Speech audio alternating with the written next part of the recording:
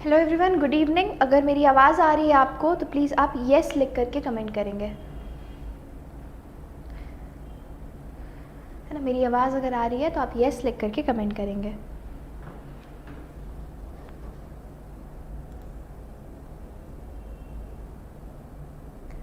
मेरी आवाज़ अगर आ रही है तो आप येस लिख करके कमेंट करेंगे।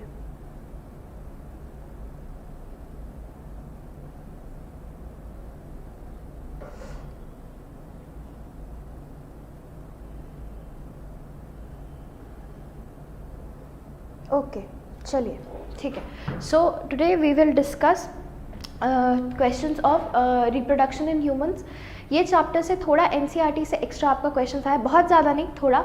सो जो भी चैप्टर अच्छे से पढ़े होंगे, है ना, अच्छे जगह से पढ़े होंगे, उनको ये पता होगा, है ना। जो लोग भी मेरे से क्लास 12th में ह्यूमन रिप्रोडक्शन पढ़े, उनके लिए एक भी चीज़ उससे बाहर का नहीं है जो मैंने पढ़ाया है, ठीक है। सो जो लोग भी मेरे से पढ़े, आप अपना नोट्स भी सामने में रख लेंगे और आप अपना एनसीईआरटी भी सामने में खोल करके रखेंगे, ठीक है। और थोड़ा सा अपना ब्रेन्स भी यूज़ करेंगे, ठीक है, because some questions you have to derive if you have read only NCERT. So let us start with the question.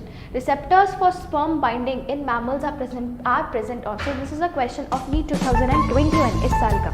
Now you know that आप खोलेंगे अपना पेज नंबर 51, है ना। आप अपना पेज नंबर 51 खोलेंगे और उसके बाद आप देखेंगे जो लास्ट पैराग्राफ का थर्ड लाइन है, that is during fertilisation a sperm comes in contact with zona pellucida layer of the ovum. तो यहीं पे आपको बता रहा है कि जो स्पर्म है वो पहली बार कहाँ कॉन्टैक्ट में आता है ओवम के साथ। So that is zona pellucida and in fact so that is why, since आपका स्पर्म पहली बार जोना पेलुसिडा के साथ कॉन्टैक्ट में आता है of the ovum, that is why the receptor of sperms is also present in the zona pellucida layer of the ovum.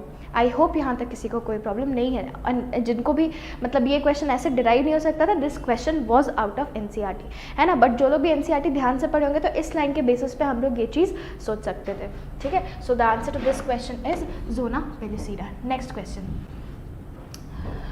Which of the following secretes hormone relaxing during the later phase of pregnancy? मेरे हिसाब से ये एक claim करने वाला question है। Answer की शायद एनटीए निकाला था, मैंने चेक नहीं किया, ठीक है। This question is wrong according to me. Why it is wrong? Because later जब स्टार्टिंग का फेज प्रेगनेंसी का, you know that corpus luteum को हम कॉर्पस लूटियम ऑफ प्रेगनेंसी भी कहते हैं। वाई? बिकॉज कुछ टाइम तक, कुछ वीक्स तक, है ना, कॉर्पस लूटियम आपका सारा हॉर्मोन्स बनाने में हेल्प करता है। बट उसके बाद क्या होता है, दैट इट डीजेनरेट्स, ठीक है। उसके बाद इट डीजेनरेट्स एंड फिर प्लासेंटा बनाता है। तो आपका एनसीईआरटी क्लियरली लिखता है that in later phases of pregnancy you will open page number, so you will open page number 53 of your NCERT, ठीक है। 53 जब आप खोलेंगे तो आप देखेंगे कि यहाँ पे आपका क्लियरली लिखा है that relaxin hormone is secreted by ovary in later phases of pregnancy, है ना। बोल्ड लेटर्स में देखो रिलैक्सिन लिखा है। सो यहाँ पे एक ऑप्शन ओवरी होना चाहिए था बट वो नहीं है ना। सो याद रखना कॉर्पस लूटियम भी आपका कुछ हद तक कुछ हार्मोन सिक्रीट करता है, इसलिए इसका आंसर बहुत जगह पे कॉर्पस लूटियम दिया है। But this question is a bit aberrant, है ना। ऐसे तो प्लासेंटा बनाता है स्टार्टिंग फेजेस में, लेट में आपका ओवरी बनाता है, बट यहाँ पे से दोनों भी ऐसे कुछ भी नहीं प्रेजेंट है। सो सिंस आपका दोनों में से कुछ भी प्रेजेंट नहीं है तो फिर यहाँ पे I think I will go with uterus, है ना। कॉर्पस लूटियम के साथ भी हम नहीं जाएंगे, यहाँ पे हम यूट्रस के साथ जाएंगे। वाई?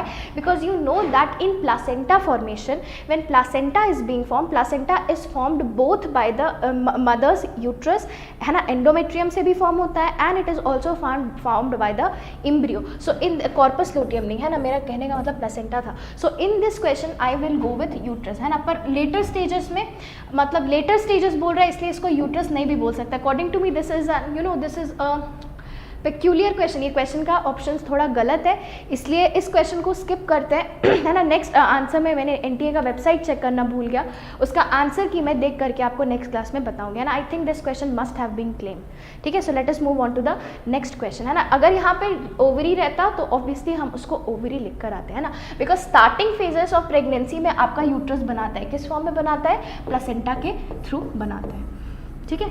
अगर स्टार्टिंग फेजेस ऑफ प्रेगनेंसी रहता तो हम यूट्रस क्लिक कर सकते थे, है ना। That is why I will go with uterus. Next question, Which of these is not an important component of initiation of parturition in humans? Now what is parturition?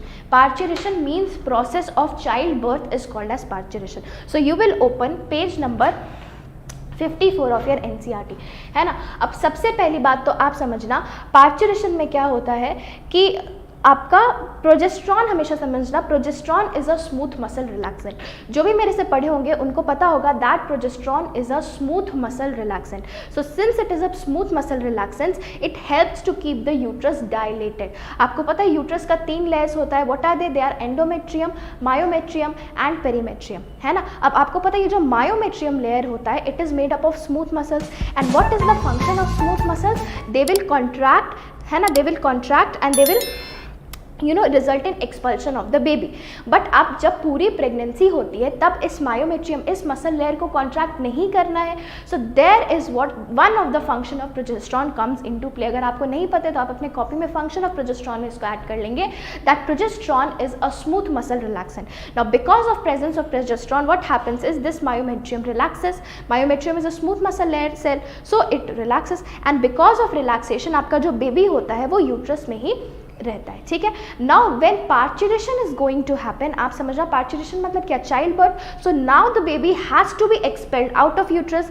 Now the myometrium has to contract. और progesterone क्या है? Smooth muscle relaxant है. तो जैसे ही आपका progesterone का level घटेगा तो मायोमेट्रियम क्या करेगा? अब जो रिलैक्स करके रखा था उसको, वो हार्मोन का लेवल कम हो गया. So now this will start contracting. तो याद रखना there is a decrease in progesterone at the starting of parturition. So because of that आप सोचिए एस्ट्रोजन का कुछ अमाउंट होगा, ठीक है, एस्ट्रोजन प्रोजेस्टेरॉन का कुछ रेशियो होगा.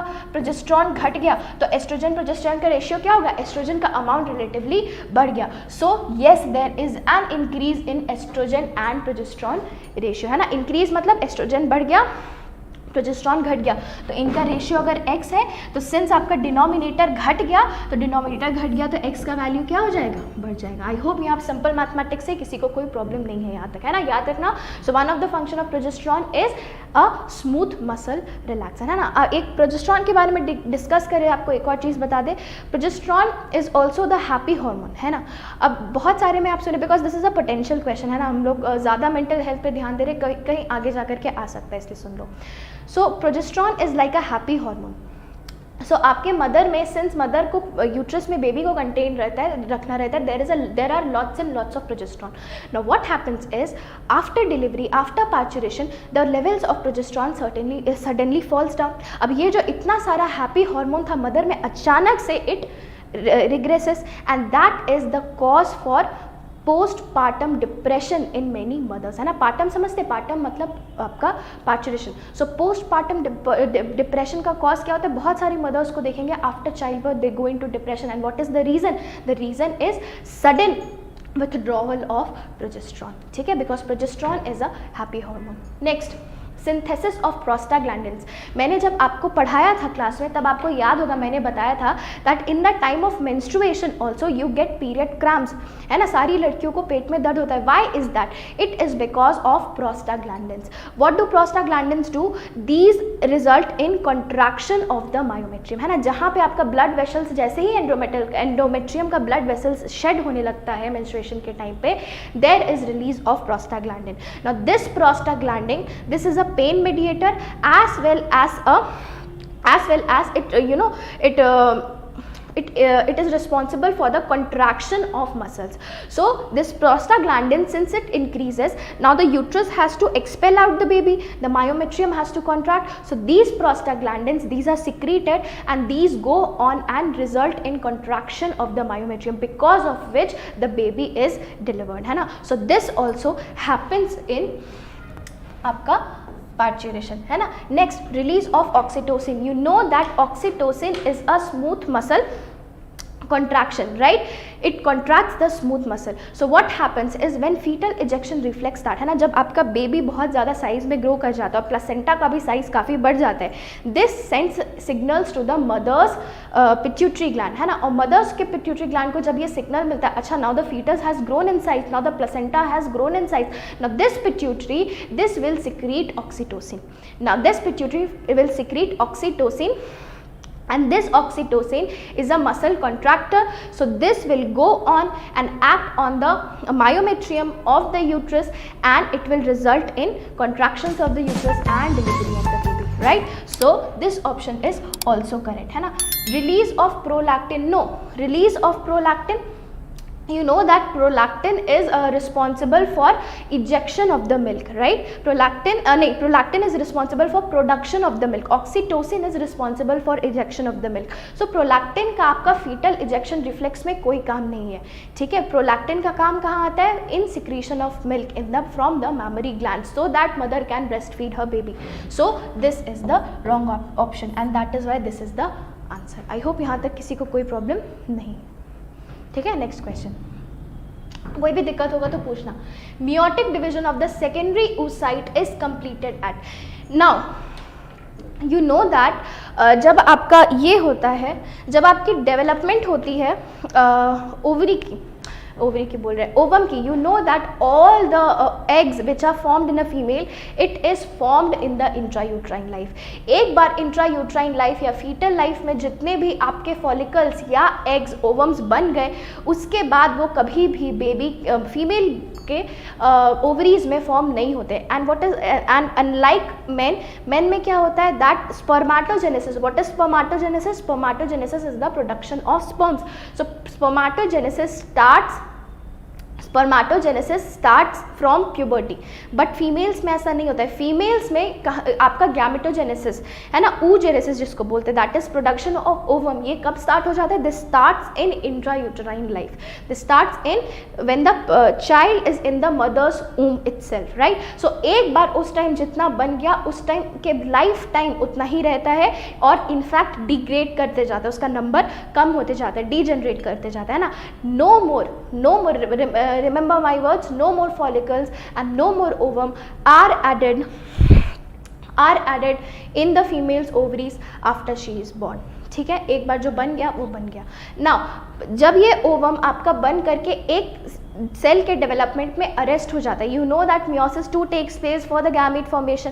सो मियोसिस 2 के आपके मियोसिस 1 के आपके डिप्लोटीन स्टेज में ये अरेस्ट हो जाता है, ठीक है. It is arrested in diplotene stage of prophase 1 of meiosis 1, है ना. जिनको भी नहीं पता है वो यहाँ पे लिख लेंगे. Are you looking at this? See, fetal life में आपका सबसे पहले उगोनिया था, है ना. उगोनिया क्या हुआ? उगोनिया डिफ्रेंशिएट करके प्राइमरी oocyte बनाया.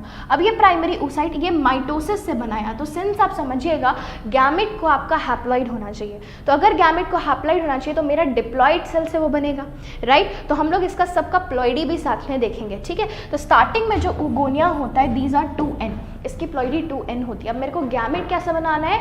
मेरे को गैमेट n बनाना है. Now mitosis is happening and you know that in mitosis the number of chromosomes after the cell division remains same, ठीक है. तो माइटोसिस के बाद आपका प्राइमरी oocyte बनेगा. प्राइमरी oocyte में आपका सिंस माइटोसिस हुआ तो नंबर ऑफ क्रोमोसोम्स कितना रह जाएगा? दैट विल बी 2n, है ना. अब फर्स्ट मियोटिक डिवीजन जैसे ही होता है मियोसिस के बाद, आपको पता है कि आपका जो क्रोमोसोम नंबर होता है वो हाफ हो जाता है. So that becomes n.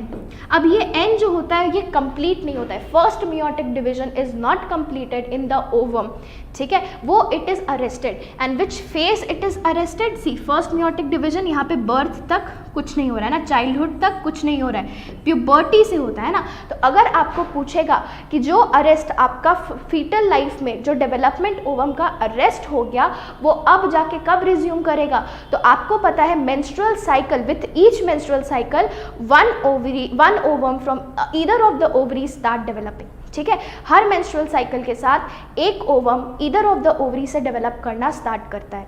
तो आप ही सोचिए ये एग अपना डेवलपमेंट रिज्यूम कब किया? प्यूबर्टी में. When the female went through her first menstrual cycle, that is called as menarche. उस टाइम पे आपका ये जो ओवम था ये अपना डिवीजन रिज्यूम किया. So are you looking at this? Foetal life से लेकर के चाइल्डहुड तक, है ना, यहाँ से लेकर के चाइल्डहुड तक आपका कुछ भी डेवलपमेंट नहीं हुआ है ना. This is the diagram number, this is the diagram given on page number 49 of your NCERT, है ना. उसके बाद रिज्यूम कब हुआ? प्यूबर्टी में हुआ. So let us solve this question now.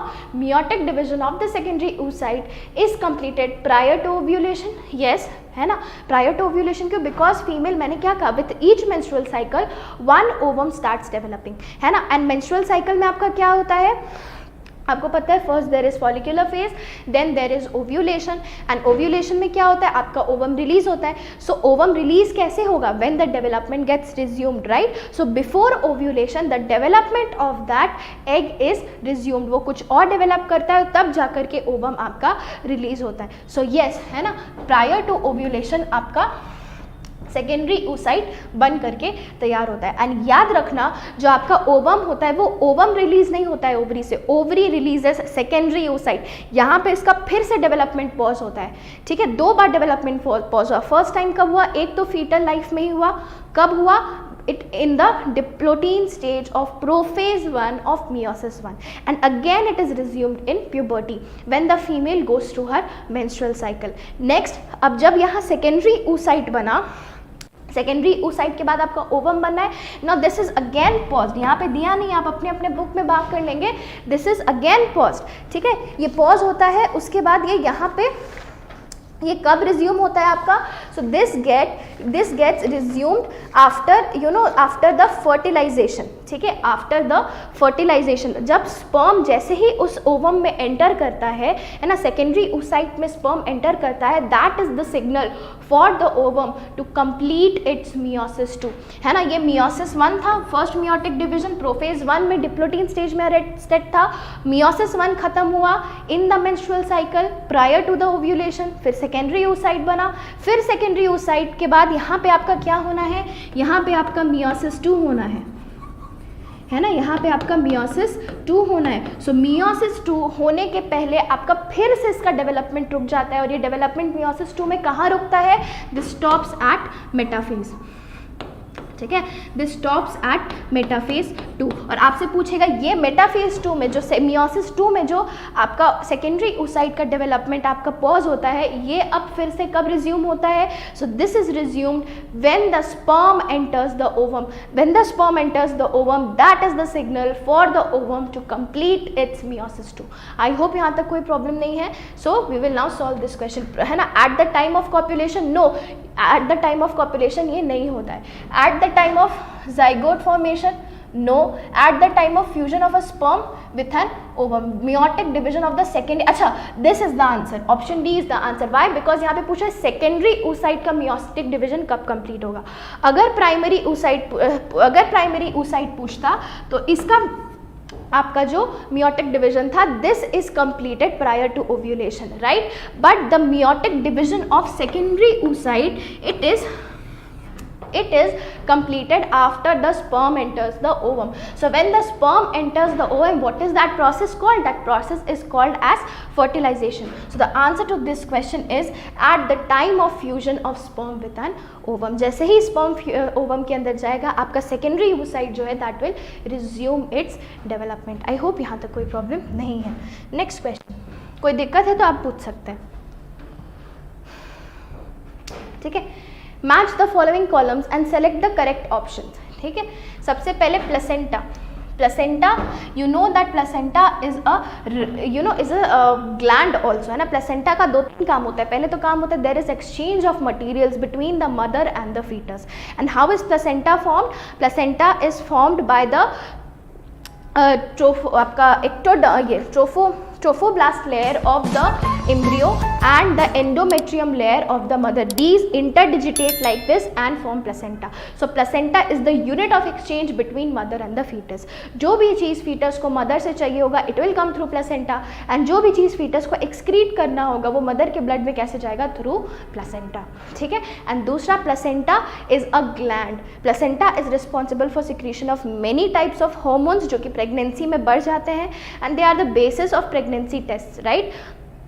In fact human chorionic gonadotropin आपका फर्स्ट साइकिल मिस होने पे भी आपका उतना जल्दी आपका जो प्लासेंटा है वो बना लेता है ना। तो आप एड्स में देखेंगे there are pregnancy testing kits available. So what do they detect, they detect hormone HCG in the mother's blood, and HCG is a hormone which is secreted only during pregnancy, and the only source of HCG is placenta, ठीक है, only source of HCG is placenta, ठीक है। So placenta में human chorionic gonadotropin, तो आपको आ सकता है प्रेगनेंसी टेस्टिंग किट्स में, यूरिन प्रेगनेंसी टेस्टिंग किट्स में, है ना, यूरिन में डिटेक्ट करते हैं हम लोग, मदर के ब्लड में भी डिटेक्ट करते हैं। कब तक आ जाता है, आपका 7th डे पे आना स्टार्ट हो जाता है, ठीक है। So placenta secretes human chorionic gonadotropin. Next, zona pellucida layer. You know that zona pellucida is the layer of ovum, है ना। जब आपका ग्राफियन फॉलिकल डेवलप करता है, चलिए कोई बात नहीं, जब आपका ग्राफियन फॉलिकल डेवलप करता है ना, तो जब Graafian follicle, this is the Graafian follicle, यहाँ ओवम रहता है। सो ओवम के बाहर it secretes one more layer outside and that layer is called as the zona pellucida। क्या, हाँ, that layer is the zona pellucida। अभी हमने फर्स्ट क्वेश्चन में ही डिस्कस किया that zona pellucida is the layer which contains receptors for the sperm, ठीक है। so zona pellucida is a layer of ovum। जब ovulation होता है तो this graphian follicle ruptures। you will open page number 49 of your NCERT, है ना। इसमें diagram 3.7 दिया है, उसको आप ध्यान से देखेंगे। सबसे पहले ब्लड वेसल्स है, फिर प्राइमरी फॉलिकल है, फिर टर्शरी फॉलिकल शोइंग एंट्रम। याद रखना, एंट्रम का डेवलपमेंट टर्शरी फॉलिकल में होता है, because of which tertiary follicle is also called as an antral follicle, ठीक है। अब ये एंट्रल फॉलिकल जो मेच्योर फॉलिकल होता है उसको हम ग्राफियन फॉलिकल कहते हैं। This Graafian follicle this ruptures, है ना। आप देखो ग्राफियन फॉलिकल जो है उसके अराउंड एक लेयर है ना, NCERT में ऑब्वियसली इतना छोटा डायग्राम में दिख नहीं रहा है। This Graafian follicle ruptures and जब रप्चर्स होता है तो यहाँ के कुछ सेल्स के साथ this is excreted, this is you know this is क्या बोलते हैं, सिक्रीट तो नहीं बोलेंगे, दिस इज रिलीज्ड, है ना। So this ovum is released along with this zona pellucida layer. तो याद रखना, जोना पेलुसिडा आपका ओवम का लेयर होता है, ठीक है। And then there is bulbourethral glands. You will open page number will open page number 44 of your NCERT। इस 44 में जब आप देखेंगे तो लास्ट लाइन फर्स्ट पैराग्राफ का दिया है that bulbourethral gland secretion also help in lubrication of the penis during the coitus. That is why the answer to this is lubrication of penis. Next, Leydig cells. Leydig cells secrete androgens, है ना। आपको पता है जो आपका hypothalamus होता है, this hypothalamus secretes